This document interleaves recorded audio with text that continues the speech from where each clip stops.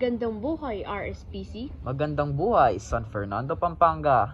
Panibagong araw na naman ng paglago at pagkatuto. Dito lang yan sa Pulso ng RSPC.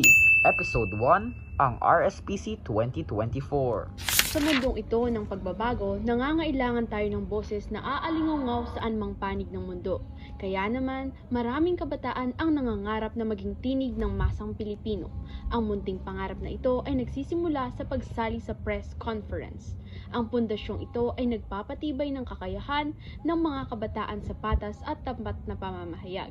Kaya naman, isa itong oportunidad para kay Justin Burgos na ngayon ay kalahok sa online publishing sa RSPC 2024 na ginaganap dito ngayon sa Pampanga High School. Siya ay nangangarap na maging mamamahayag balang araw, kaya naman sinisimulan niya ito sa pamamagitan ng maliit na hakbang katulad ng pagsali sa press conference. Pakinggan natin ang pulso ng isang mamamahayag na si Justin Burgos. Simula po nung grade 3 ako, hanggang ngayon na grade 9 ako, patuloy po ang pagsali ko sa mga press conference.